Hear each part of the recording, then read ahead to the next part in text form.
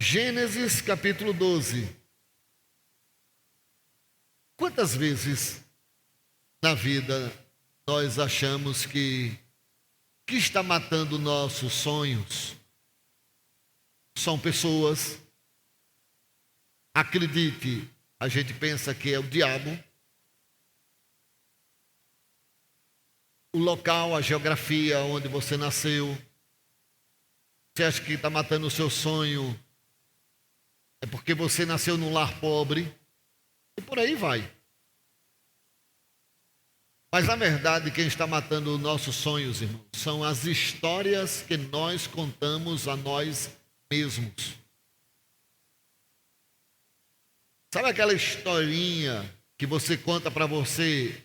Eu não consigo, não dá, eu não posso. São historinhas. E nessas historinhas você diz assim, olha, não, eu já fiz e já vi que não dá, não vou tentar de novo.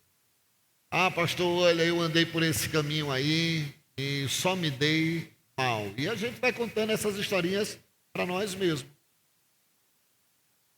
Porque todos nós aqui já tentamos algo na vida.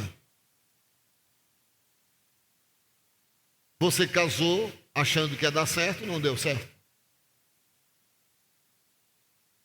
Aí você diz, eu vou ficar solteiro. É melhor estar só do que mal acompanhado. Porque você vai contando a história de que você não teve condições de uma vez, não vai tentar uma outra vez, e assim você vai vivendo. Quantas vezes a gente tenta algo e lá na frente trava? Você começa um projeto, está dando certo, daqui a pouco, da mesma forma que aquele oleiro estava fazendo o jarro de barro. Ele estava, e eu creio que já estava quase pronto e de repente quebrou. E muitas das vezes, das nossas tentativas na vida, a gente fica dizendo assim, não. Minha filha, não faça isso, porque eu fiz, não deu certo, não vai dar certo para você. Então você fica com essas historinhas. Não, eu não vou conseguir, eu não posso, não vai dar. E aí nós vivemos uma vida de sabotagem. A gente começa a sabotar a nós mesmos. E depois disso a gente se sente um fracassado em tudo que a gente faz. E a história que você conta a você é, eu sou assim mesmo. Vivi e não vi nada acontecer na minha vida. Não deu certo com meu pai, não deu certo com minha tia, não deu certo, pastor, com ninguém da minha família. Não vai dar certo comigo. Às vezes a gente acha que isso é besteira. Mas são essas pequenas coisas que travam as pessoas. Mas a verdade é que você não é um fracassado, diga amém. Você não é um perdedor. A verdade é que tudo que você fez com medo. Medo. Você vive num casamento de derrota, tem medo. Você vive na tua empresa paralisado porque você tem medo, porque alguém enganou você no passado. Então o medo, ele paralisa as pessoas. E sabe o que é o perigo de tudo isso, irmão? É que depois que você repetir uma vez, 2, 3, 4, 5, 10 vezes, isso se torna uma realidade. Como era que Abraão, ele vivia? A Bíblia diz claramente, era de fé em fé. Mas como é que nós estamos vivendo hoje? Você liga a televisão pela manhã, o telejornal, é destruição, derrota, fracassos, tragédias e mais tragédias. Aí você vai para o trabalho, meio-dia você dá aquela parada para almoçar. Aonde você vai tem um telejornal, mais notícia de fracasso, de derrota, destruição.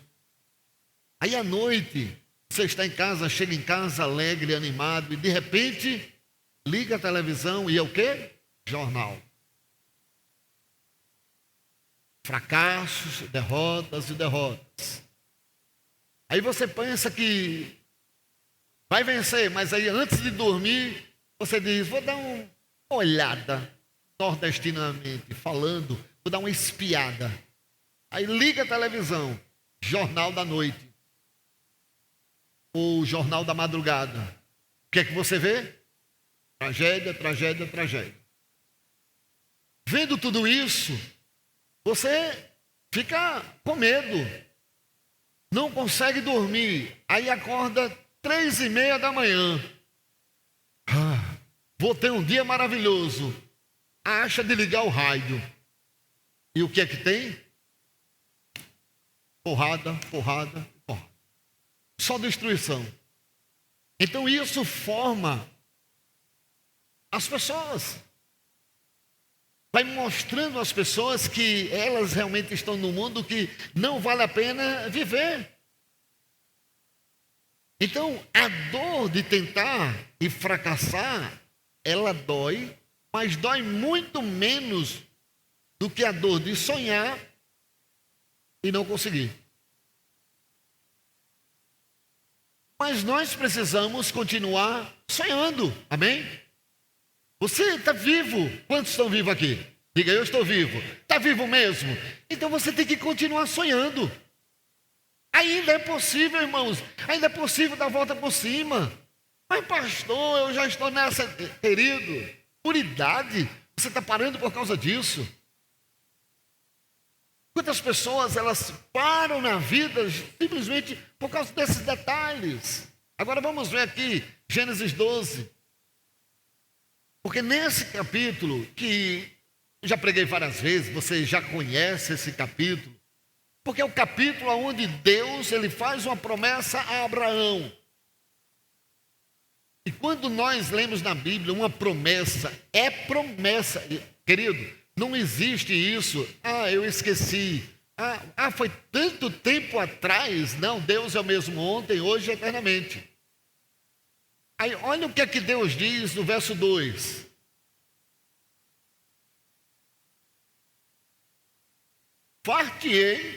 Farei de você, galera NVI, mas muito bom.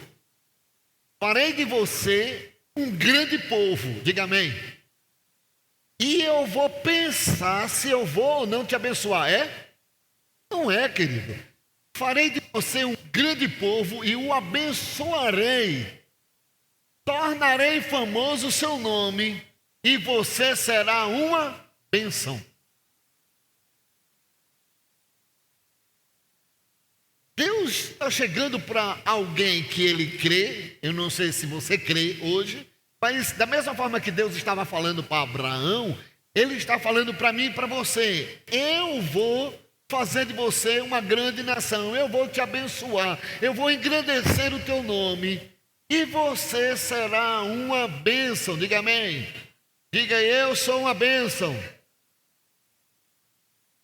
Aí ele diz, abençoarei os que te abençoarem, amaldiçoarei os que te amaldiçoarem, e em ti, diga em mim mesmo, serão benditas quantas?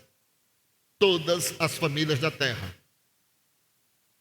Deus dá essa promessa, Abraão, ele pega e no verso 4 diz, assim partiu Abraão como o Senhor lhe tinha dito. Só até aqui. Abraão, eu te abençoarei.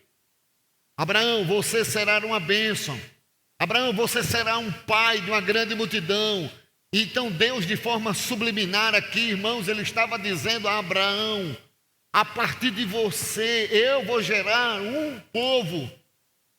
A partir de mim, a partir de você, uma multidão. A partir de cada um de nós, irmãos, Deus está dizendo, olha, algo vai acontecer a partir de cada um de nós. E que nós é esse, a promessa, a partir desta promessa, Abraão agora estaria o quê? Convivendo diariamente com uma promessa. Quando você se converte, quando você entrega a sua vida a Jesus, querido, você precisa entender que você começa a carregar, você começa a ter na sua bagagem de vida uma promessa. Eu vou ser abençoado. Essa promessa, eu vou entrar nesse negócio porque ele vai dar certo, porque eu sou uma bênção.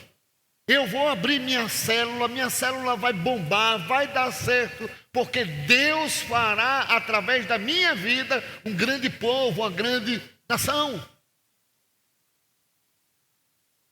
Eu não sei o que é que você está carregando, talvez você está carregando seus traumas do passado.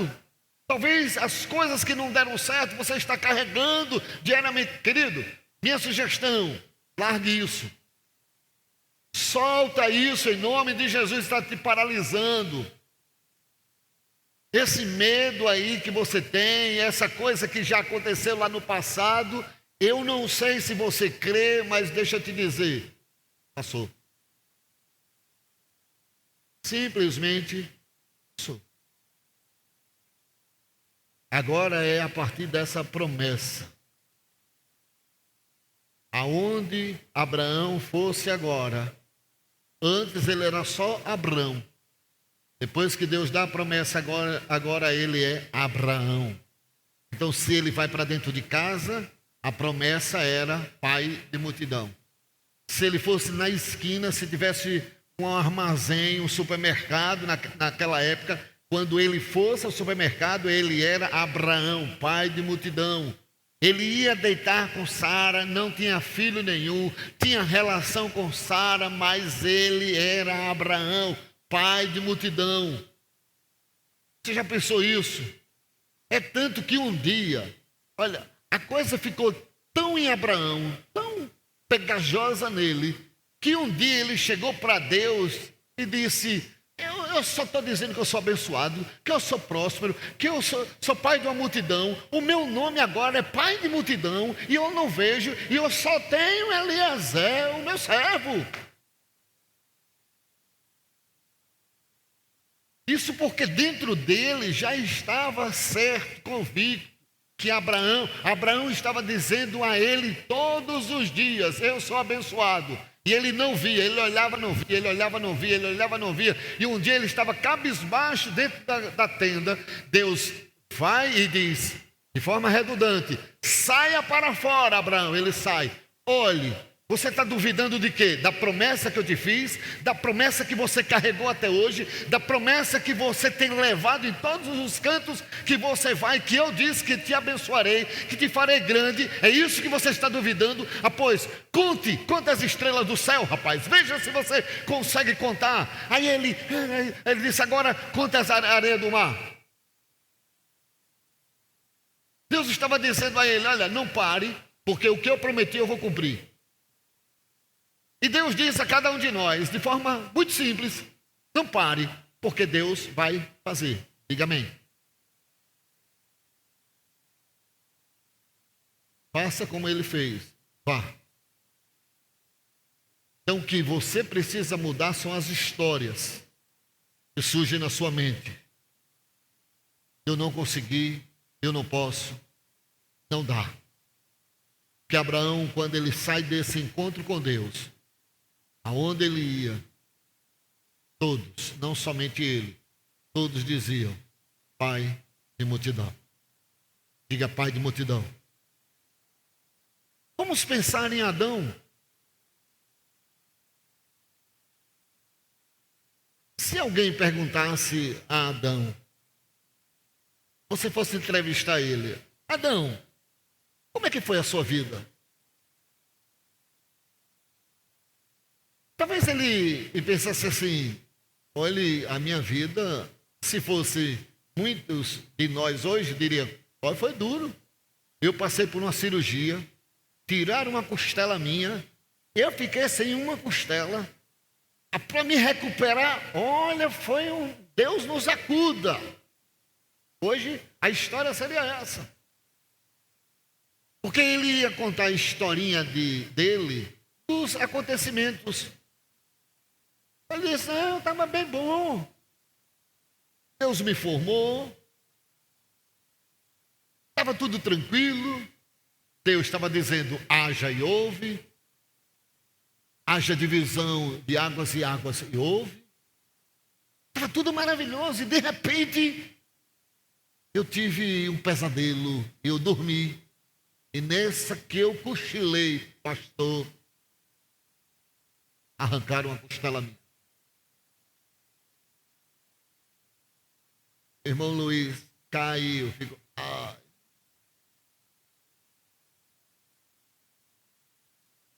Vai descer dentro do dedão, né? E aí, meu irmão, como é que você está? Imagine ser arrancado essa costela. Aí em Gênesis 1, 27, olha o que é que diz.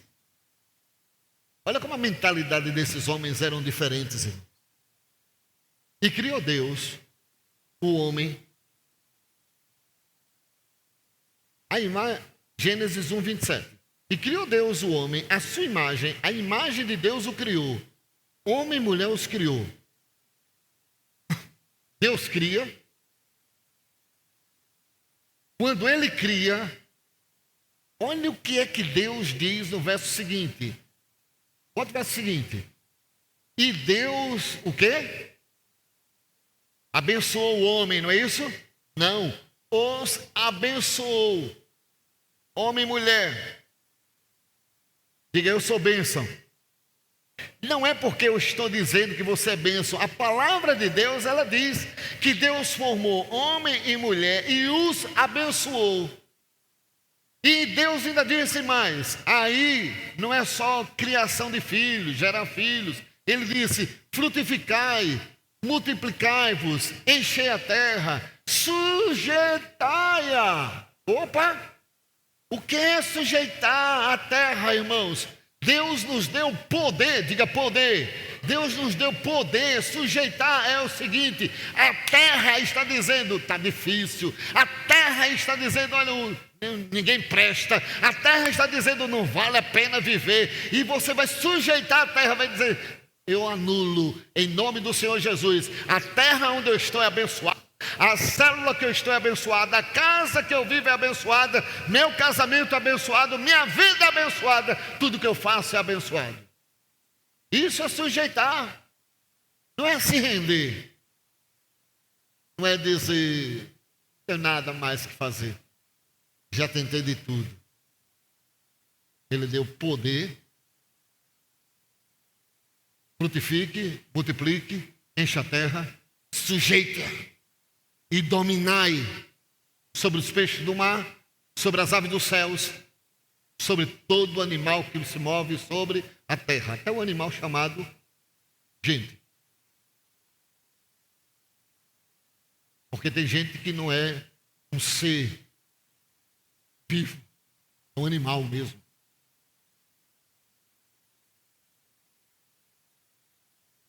Pitbull,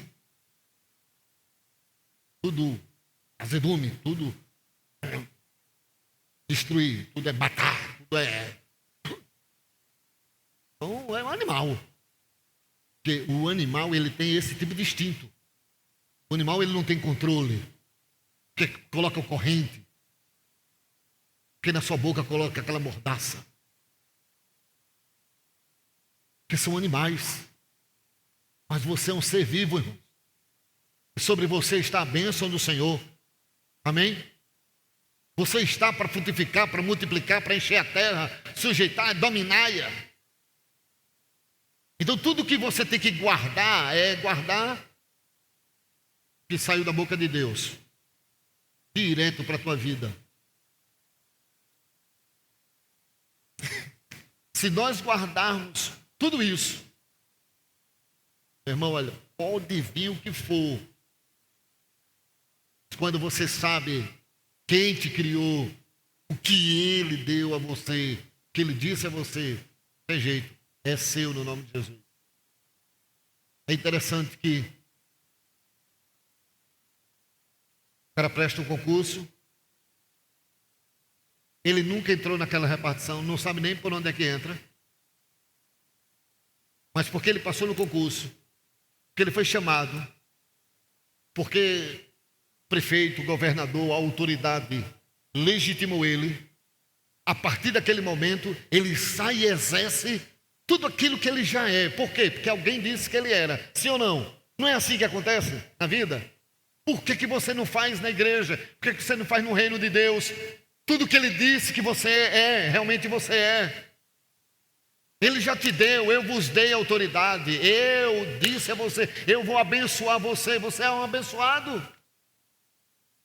Mas a gente acredita, irmãos, no diploma, a gente acredita na pessoa que carimba lá o nosso sucesso daquele concurso que nós prestamos. A gente acredita em tudo aquilo, mas a gente não acredita nas promessas de Deus. Você está trabalhando em qualquer lugar, aí você é comissionado, ou você foi chamado, ou você passou no concurso, no outro dia você já está lá, no outro dia você já... Porque você está exercendo, por quê? Porque alguém legitimou você. Então deixa eu dizer uma coisa a você, você é cristão, você se converteu, você é um homem, uma mulher de Deus, exerça quem você é em Cristo Jesus.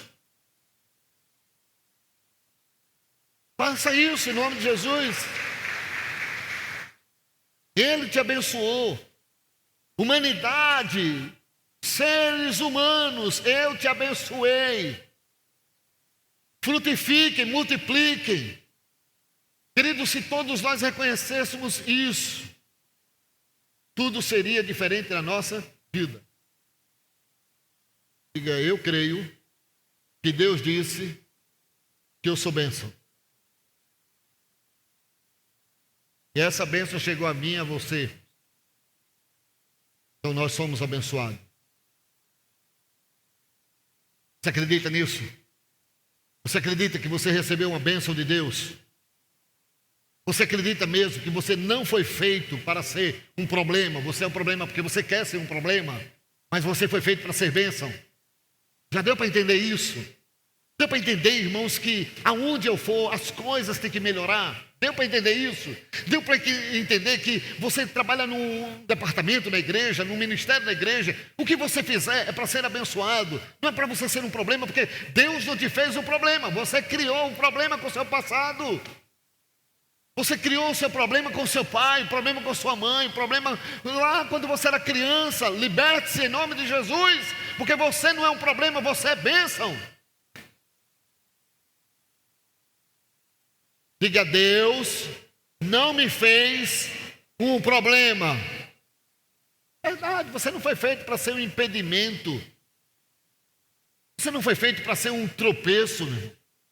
Você é uma bênção. Amém?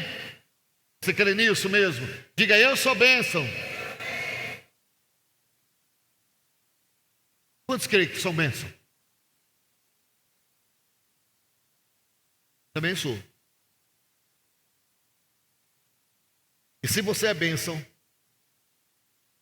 você é bênção para abençoar outras pessoas. Porque tem gente que estão nas igrejas hoje, cara, quer ser bênção para ter dinheiro, ter recursos, ter bens, ter sucesso na vida. Lembra que Deus disse a Abrão, em ti serão benditas todas as famílias da terra. Abraão se tornou rico? Se tornou. Vencedor? Se tornou. Mas ele precisa entender, e ele precisou entender isso, que Deus fez ele um abençoado para abençoar outras pessoas. Então, quando Ló, ele está lá na destruição, Sodoma e Gomorra, ele começa a clamar. Na verdade, muitas das vezes a gente pode não entender como é que pode ele orar por alguém que decidiu ir para aquele lugar.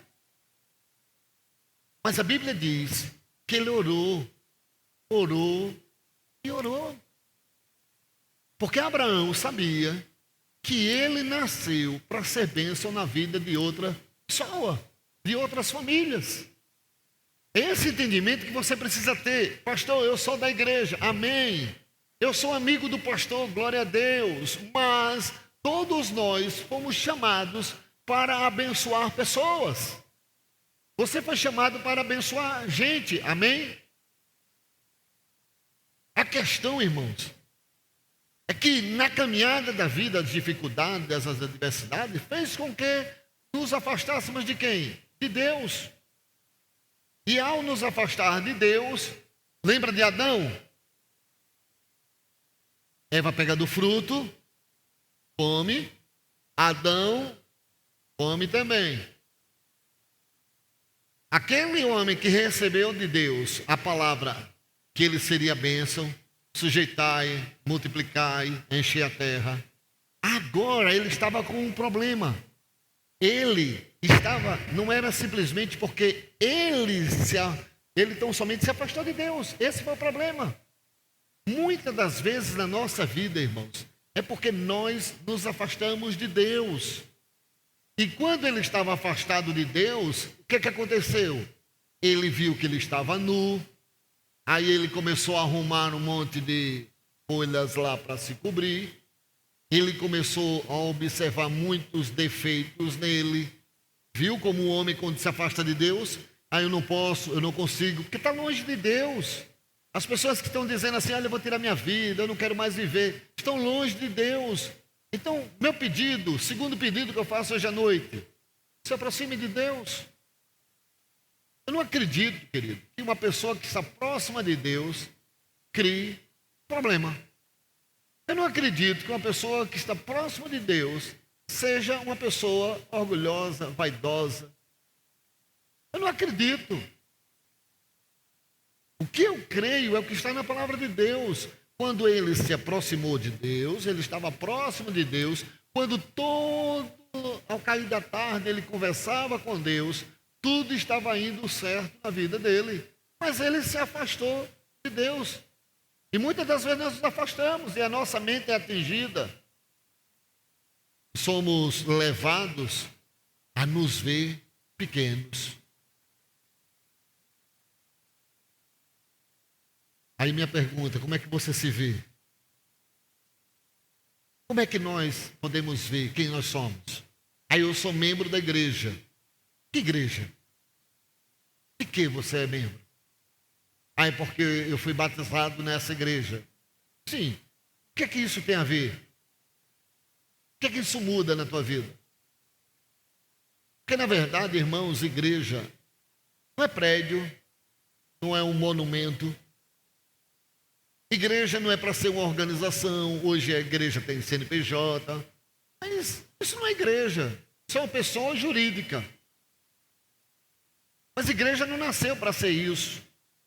A igreja não nasceu para ser uma coletadora de dízimos, de ofertas. Não.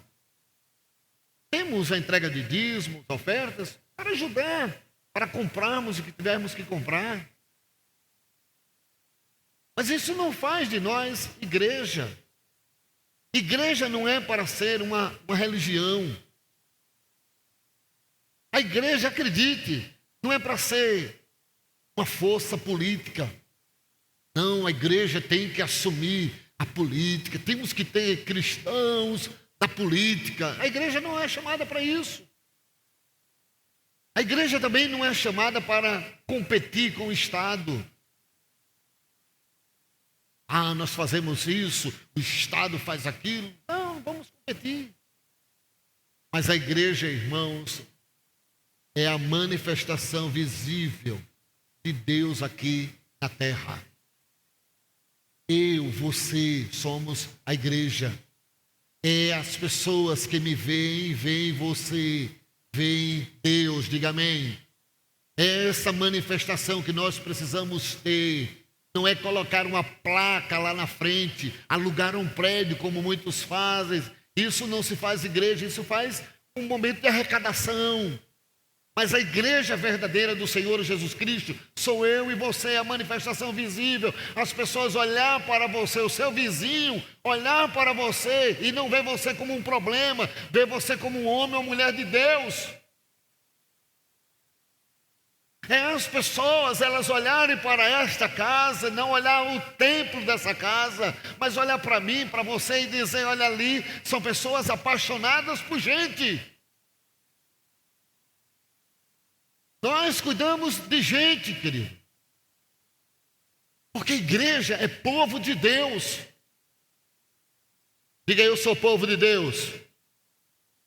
A igreja foi chamada para multiplicar, encher a terra. E quando ele diz isso, é de discípulos. Nós temos que encher essa terra mesmo de discípulos.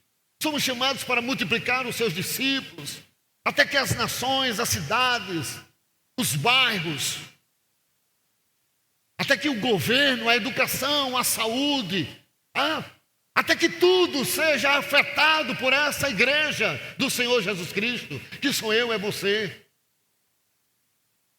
Deus colocou a mim, a você, a igreja, para ser uma bênção, para causar uma influência, amém? Você precisa influenciar. Se você trabalha com 10 pessoas, você não consegue influenciar aquelas pessoas, tem alguma coisa errada em você. Você não foi chamado para isso. Diga: eu fui chamado para ser bênção. Seja bênção na vida de pessoas.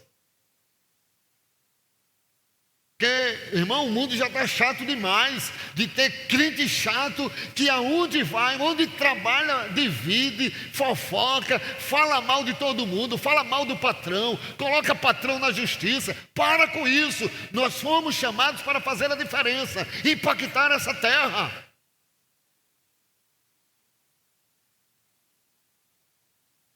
Contagiar outras pessoas.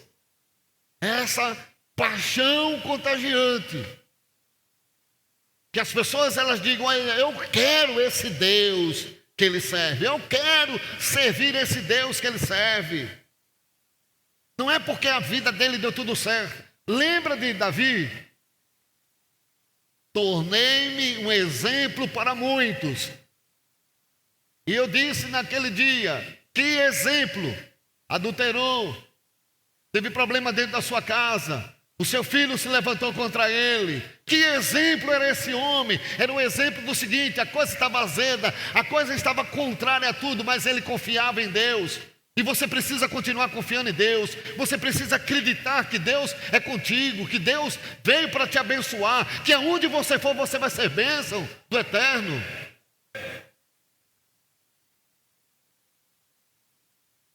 Então, irmãos, que nós como igreja instituição, entendamos isso. Não foi para isso que Deus nos chamou. Deus nos chamou para sermos pessoas que venham amar outras pessoas. Que cada pessoa possa olhar para nós. Eles possam dizer: realmente, rapaz, é interessante aquela igreja. Eles não têm lá um melhor templo. Eles não têm cadeiras confortáveis. Eles não têm lá ar-condicionado. Eles não têm nada de primeiro mundo, mas eles amam. Eles podem não ter nada disso, mas o que eles têm é suficiente para que possam invadir os céus e que a glória do Senhor ela venha descer. É disso que nós estamos falando, irmãos. É pessoas apaixonadas. Entrei na igreja, rapaz, eu entrei. Eu não vou nem criar problema nenhum, sabe por quê? Eu quero adorar a Deus, eu quero servir a Deus, eu quero ganhar almas, eu quero ganhar vidas. Eu não estou aqui para dizer que eu sou melhor do que o irmão, sou melhor do que aquele outro, que eu sempre fiz a coisa melhor do que o outro. Não, eu estou aqui para adorar ao Rei dos Reis e Senhor dos Senhores. Ah, irmão, como isso ia mudar? Então hoje eu quero que Deus tire essa confusão da sua mente. Porque quando Deus manda Abraão sair, eu acredito que Abraão ele sai confuso. Ainda tudo aquilo que Deus tinha para ele. Mas o interessante de tudo, ele sai.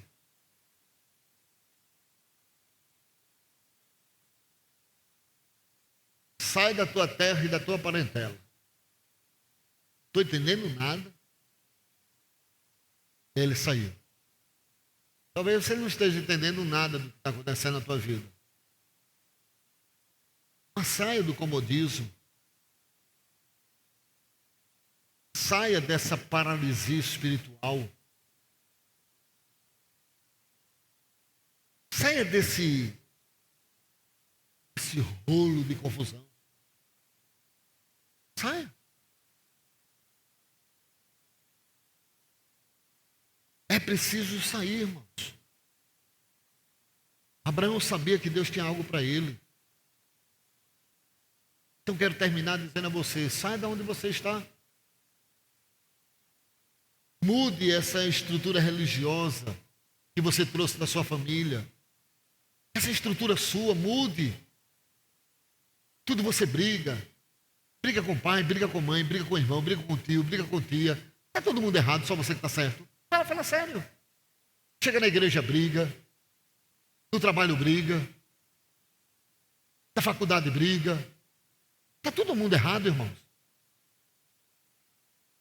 Pensa bem. Será que o mundo está todo errado e só a gente que está certo? Então é essa confusão de mente que nós precisamos romper no nome de Jesus. Essa coisa de religiosidade que a gente tem que tirar de dentro de nós. Eu lembro-me que eu sou de uma época que quantas pessoas foram para o inferno por causa de uma bateria, porque a bateria era do diabo. Quantas pessoas ficaram pelo meio do caminho porque tocavam a guitarra e a guitarra era do diabo? Me diga, que religiosidade é essa? Quando é que nós vamos acordar? Quando é que nós vamos entender que Deus nos abençoou? Quando é que você vai entender que o propósito de Deus não é te dar uma mansão, mas é fazer você um conquistador de vidas? Quando é que você vai entender isso? E as outras coisas, elas serão acrescentadas. Quando é que você vai entender isso? As pessoas estão ficando, irmãos, ensoberbecidas por causa de trabalho, dinheiro, de roupa. Você sabe falar bem.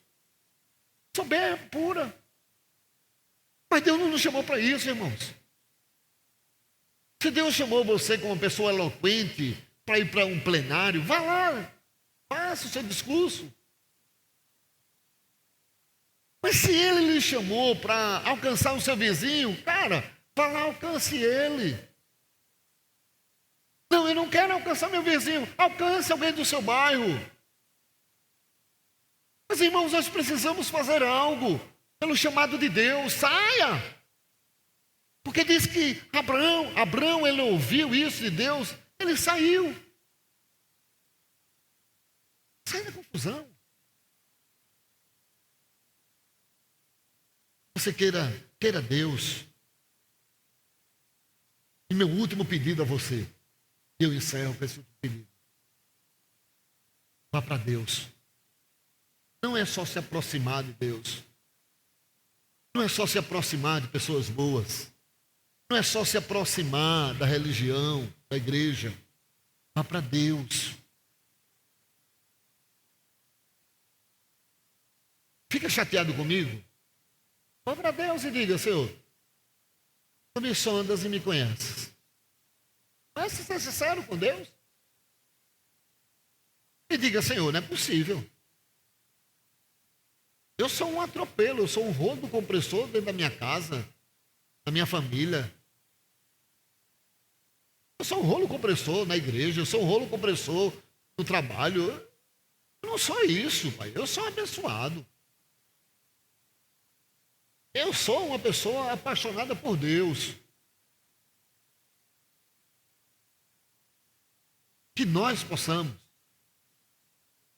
viver uma vida, irmãos, apaixonada por Deus.